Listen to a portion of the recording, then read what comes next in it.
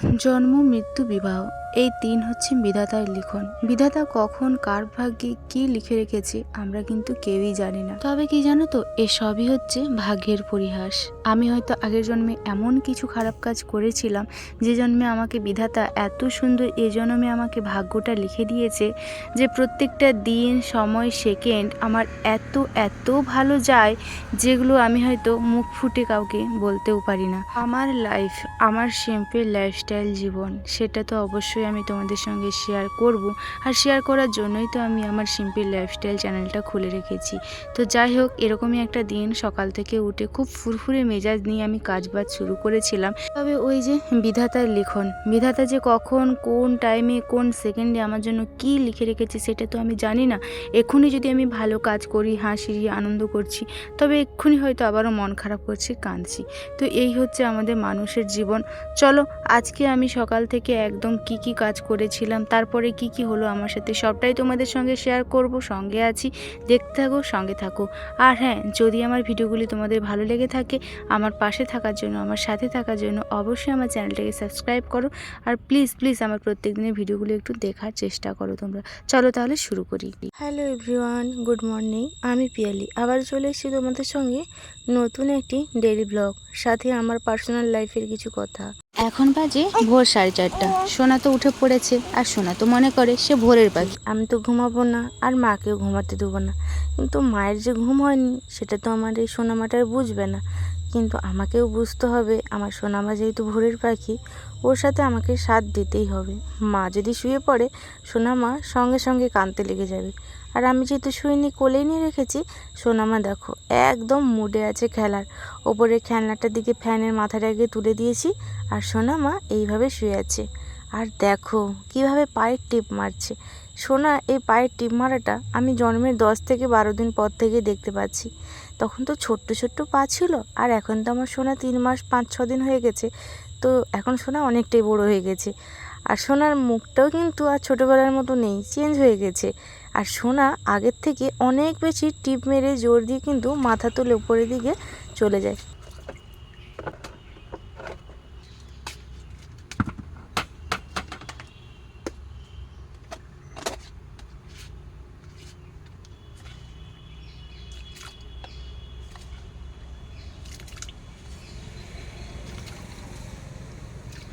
চলো, যেহেতু daily blog বলছি, একদম ঘুম থেকে উঠে যা করছি তাই যখন বলছি সবটাই বলি। প্রথমে তো ওই যে সোনাকে নিয়ে খেলা, তারপরে সোনাকে খাইয়ে আবার ঘুম করে দেওয়া। তারপরে আমি রাত্রিবেলা যে ড্রেসটা, এই যে কালো রঙের নাইটিটা পরেছিলাম, সোনা এত হিসু করেছে, পটি করেছে, এটার পরে থাকাই যায়নি, সেজন্য এটাকে এখন আমি চুবিয়ে দিচ্ছি। সাথে আরও কিছু জিনিস আছে, মানে আমার বিছানার বালিশের কভার, তারপরে কোল বালিশের কভার, এইগুলো। আজকে যে আমাকে কতবার কাছাকাছি করতে হবে, তোমরা শুধু যদি পুরো ভিডিওটা দেখতে থাকো গুনতে থাকবে। আর সাথে তো আমি যা বলছি আমার মনের কথা, গল্প এবং ব্লগ সব কিছুই দেখতে থাকবে। জানো তো, দিনের শুরুটা আজকে অনেক এনার্জি নিয়ে শুরু করেছি, কিন্তু জানি না কিভাবে যে কোথায় গিয়ে এনার্জিটা ডাউন হয়ে গেল। চলো, যতটা পারবো অবশ্যই তোমাদের সঙ্গে শেয়ার করার চেষ্টা করব। এই যে এখন যেটা করব, প্রথমে মুখটাতে একটু সাবান মেখে নিচ্ছি। জানো তো, আমার মুখে আগে প্রচুর পরিমাণে ব্রণ ছিল, আর সেই ব্রণ থেকে থেকে মুখের মধ্যে প্রচুর ফুটো ফুটো হয়ে গেছিলো। মানে এখনও আছে। মোবাইলে হয়তো অতটা বোঝা যায় না, আবার কিছু কিছু সময় যখন একদম ক্যামেরার কাছে থেকে, সাইড থেকে, এরকম অ্যাঙ্গেল থেকে ভিডিও করি, তখন কিন্তু বুঝতে পারা যায়। তবে জানো তো, সোনামা হয়ে যাওয়ার পর মুখের ব্রণগুলো কোথায় উধাও হয়ে গেল। তবে প্রচুর পরিমাণে আমি কালো হয়ে গেছিলাম, আর সেই কালোটা এখনও চেঞ্জ হয়নি। প্রেগনেন্সিতে যে পরিমাণে গলায়, ছাতিতে, পেটে, বুকে, পিঠে, মুখে এত পরিমাণে ব্রণ, র্যাশ বেরিয়েছিল, ভেবেছিলাম হয়তো এগুলো কোনো দিনই ভালো হবে না। কিন্তু আমার সোনামা হয়েছে যেদিন, তার পরের দিন সকাল থেকে এত পরিমাণে নোংরা ওঠা শুরু করেছিল, আর আমার মুখে ব্রণগুলোও কিন্তু ভালো হয়ে গেছিলো। কিন্তু মাঝে সাঝে ওই 2-1টা ব্রণ বেরিয়ে যায় যখন পটিটা ঠিকঠাকভাবে হয় না। তো যাই হোক, যে কারণে না আমি আর এখন ফেস ওয়াশ মাখি না, সাবানটাই মেখে নিই। আর ফেস ওয়াশের যে দাম, ল্যাকমি স্ট্রবেরিটা মাখতাম, তাই আর ভয়ে মাখি না।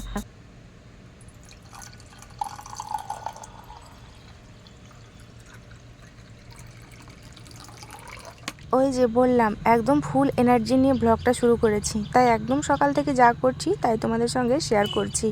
প্রথমে ব্রাশটা করে নিলাম, তারপরে আমার যে হাতের যন্ত্রণা তার ওষুধটা খেলাম। তার আগে কিন্তু থাইরয়েডের ওষুধ খেয়ে নিয়েছিলাম ব্রাশ করার আগে। তারপরে এই যে ওষুধটা খাওয়ার পর, এখন জল খাওয়ার পর চলে যাব টিফিন করার জন্য। এখন তো সোনামা একটু বড় হয়ে গেছে, তা ওর যখন রুটিনটা চেঞ্জ হচ্ছে আমাকে আবার পুনরায় আগের রুটিনে ফিরে যেতে হচ্ছে। মানে ওই আগে যেইভাবে সকালবেলা একদম পাট ধাপে ধাপে কাজ করতাম, আবার সোনামা যখন ওর রুটিন চেঞ্জ করবে আমাকেও আবার আমার রুটিনটা চেঞ্জ করে দিতে হবে। তা যাই হোক, সোনা যখন ঘুমাচ্ছে এই ফাঁকে তাহলে আমি টিফিনটা করে নিই। আর এই যে এটা হচ্ছে সেই আগের দিনের চাউমিন, বেশ অনেকটাই চাউমিন হয়েছিল, কিছুটা চাউমিন থেকে গিয়েছে, তো সেই চাউমিনটা সকালবেলা টিফিন করে নিচ্ছি। একদম সকাল, এখন ওই 7টা মতো বাজে। এত সকালে টিফিন করা সেই কবে হয়েছিল ভুলেই গেছি। এই সোনামা 3 মাস হয়ে গেছে, প্রেগনেন্সির সময়ও ভুলেই গেছি খেতে। যাই হোক, অনেক দিন পর এত সকালে টিফিন করছি। সাথে একটু টমেটো সস নিয়েছি, পেঁয়াজ ছিল নেইনি, শসাটা তবে ছিল না, তবে পেঁয়াজটা আনার ইচ্ছাও নেই। তা যাই হোক, তোমরা একজন দিদিভাই আমাকে বলেছিলে, পিয়েলি এত চাউমিন কারা খেলো গো, বললে না যে? হ্যাঁ, এটা তো একটা স্বাভাবিক প্রশ্ন আসবেই, যেহেতু ডেলি ব্লগ মানে একটা তুমি যে তোমার সংসারে কাজবাজ করছো, যে যেরকমই জিনিসটা দেখায়, তো আমি আমার সংসারের কাজকর্ম, বিছানা গোছানো, এখন আমার বাচ্চা হয়েছে, বাচ্চাকে সামলানো, এগুলোই যেহেতু শেয়ার করি। আর বিগত আজকে 3 বছর ধরে যে আমি ব্লগ করে আসছি, আমি কিন্তু এটাই বলে আসছি আমার সংসারে কি রান্নাবান্না করছি কি না করছি, কি খাচ্ছি কি না খাচ্ছি, এই কথাগুলো মানে যখন ব্লগগুলো শেয়ার করি তখন বলি। তো না, এরপর থেকে আমি কিন্তু তোমাদের সঙ্গে আর এই কথাগুলো বলবো না। পার্সোনালি যে খাবারটা আমি আমার জন্য বানাবো সেটাই তোমাদের সঙ্গে শেয়ার করব, আর সেই খাবারটি বলবো যে কে খাবে, মানে আমিই খাবো সেটা বলবো। হ্যাঁ, তোমরা হয়তো এবার আন্দাজ করতে পারছো যে কেন, নিশ্চয়ই কিছু একটা অসুবিধা। দেখো, অসুবিধা সুবিধা সেটা তো পরে কথা, কিন্তু চ্যানেলটা কি আছে, চ্যানেলটার নাম আছে পিয়ালি সিম্পল লাইফস্টাইল। তাহলে পিয়ালিকে আমি, তাই আমার যা যা জীবনে যা কিছু করছি, যা খাচ্ছি, সেটাই আমি তোমাদের সঙ্গে এরপর থেকে শেয়ার করার চেষ্টা করব। আমার মনে হয় যে এটাই আমার চ্যানেলের জন্য একদম বেস্ট।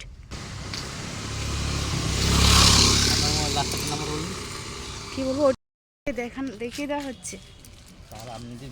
আমি ভিতরে প্রথম ওটাই আমি ভাবছিলাম হয়তো, ঠিক আছে।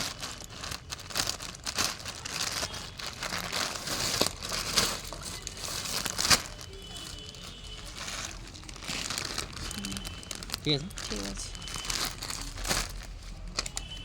ভিডিওটা দেখে আমি তখন বলো নিশ্চয়ই মনে হয় এটা তো আমি ব্লগের জন্য করছি। আমি ওই জন্য যে এখন যে দেয় না ওই জন্য। হ্যাঁ, দেখো ম্যাডাম, না না না না, কাটার দরকার নেই, থাক। ওটার আর কাটার দরকারই, ওটা তো আমার মানে যত সাইজ তত হলেই হবে, তো লেখা আছে নিশ্চয়ই সেই সাইজেরই আর থাকবে। ওটিপি বলবো, এই জন্যই তো 2বার 4-5 বার কেনা হয়েছে, লস বলেই বড় কিনে নিয়েছি।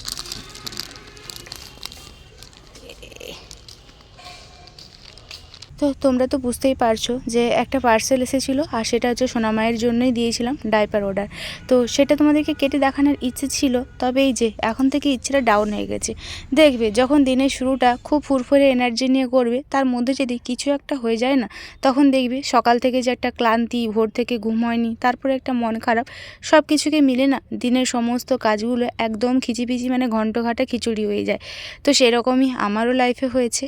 আচ্ছা, এবার আসি এই যে আমার লাইফের কথা যেটা বলতে চাইছিলাম। এবার তোমরা বলবে, পিয়ালি কিছু তো একটা হয়েছে, তুমি বলে দাও, তোমার মনটা হালকা হয়ে যাবে, কারণ তোমরা তো আমার পুরো লাইফটাই জানো কীভাবে কাটে কি না কাটে।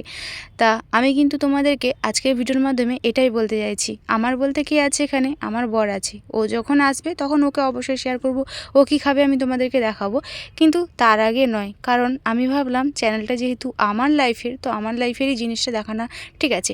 এবার যখন বাবার বাড়ি যাব তখন অবশ্যই দেখাবো, কারণ বাবার বাড়ির বাবা মা তো আমারই তারা, তাই তাদেরকে দেখাতে আমার কোনো অসুবিধা নেই বা তাদেরও কোনো অসুবিধা নেই, এই হচ্ছে ব্যাপার। যাই হোক, আমি বেশি ডিপে যেতে চাইছি না, আমি যেটুকু সরলভাবে বলা যায় সোজাসাপটা সেটাই বলতে চাইছি। Piyali simple lifestyle channel, Piyali কী খাবে, পিয়ালি কী করবে সেটাই দেখাবো। পরিবারে যে কি রান্না করতাম কি না করতাম এরপর থেকে আমি আর দেখাবো না। চলো এখন হচ্ছে সোনামায়ের নতুন জামা কাপড়গুলো ধুয়ে নিই, কারণ এই যে এখন তো ওয়েদার যে কী ভালো, এখন ভয়েস ওভার দিচ্ছি একদম নিম্নচাপ ধরে আছে। ভাগ্যিস সেদিন সোনামায়ের জামাটা এত মন খারাপের মধ্যেও কান্নাকাটি করেছিলাম ঠিকই, তারপরেও না আমি বলি যে না, ধুয়ে নেই, এত সুন্দর রৌদ্র, হয়তো এই রৌদ্র আমি পাবো না, যেহেতু বাচ্চার জামা একটু রোদে ভালো করে শুকিয়ে নিলে ভালো হয়, তারপরে নতুন জামা বলে কথা, তাই না? তো এই জন্য চলে এসেছি এই যে এখন প্রত্যেকটা জামার ওই যে কাগজগুলো সমস্ত কেটে কেটে তারপরে হচ্ছে মানে কাগজগুলো মানে ওই যে প্রিন্ট রেট কি মানে কিসের জামা যে লেখা ঝুলানো থাকে সেইগুলো দিয়ে এখন আমি এই ট্যাঙ্কির জলে ধুয়ে নিচ্ছি। এমনি সোনামায়ের পটির কাপড় ডাপড় পুকুরের জলে ধুয়ে তারপরে ট্যাঙ্কির জলে ডেটল জলে ধুই, কিন্তু যেহেতু এগুলো নতুন তো তাই ওই পুকুরের জলে ধুতে একটু যেন মায়া লাগছে, সেই জন্য ভাবছি এই ট্যাঙ্কির জলে একদম চুবাবো, ট্যাঙ্কির জলে ধুয়ে নেবো। তো চলো এখন ফটাফট করে কাজগুলো করে নিই। মন খারাপ, কান্না করছি মনে মনে ভেতরে ভেতরে, জোরে জোরে কান্না করে লাভ কি, তাই না? তো এটাই তো জীবন, ভাগ্যটা তো নিজেই পছন্দ করেছি, হ্যাঁ বিধাতা হয়তো লিখে রেখেছে তাই সেইভাবে আমার ভাগ্য চলছে। যাই হোক এখন দেখো আমার জামাগুলো কিন্তু হয়ে গেছে, জাস্ট নতুন জামা তো একটু সার্ফ জলে দিলাম, একটু চটকালাম, এবার হচ্ছে পরিষ্কার জলে দিয়ে দিলাম, আর একবার থেকে দুবার ধুবো, তারপর ডেটল জলের মধ্যে দিয়ে দেবো।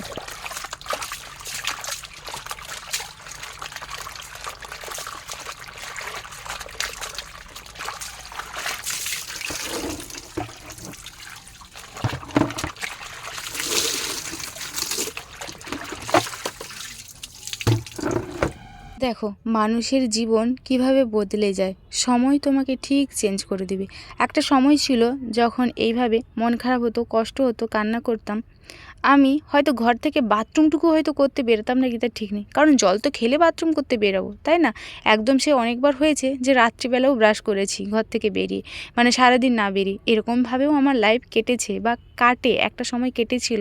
বাট এখন আর কাটবে না, কেন বলো তো? ওই যে আমার সোনা মা, ওর জন্য যত মন খারাপ থাকুক কষ্ট থাকুক ওর কাজগুলো তো আমাকে করতে হবে। আজকে সেই দিনটার কথা আমি ভাবছি, একটা সময় ছিল যে আমি ঘর থেকেই বেরোতাম না মন খারাপ হলে, কষ্ট হলে, কান্না করলে, কিন্তু দেখো এখন মনের মধ্যে কষ্টকে চেপে রেখে হলেও কিন্তু সোনামার কাজগুলো আমাকে চটজলদি করে নিতে হচ্ছে। আর দেখবি কাজ করলে মন এমনিই ভালো হয়ে যায়।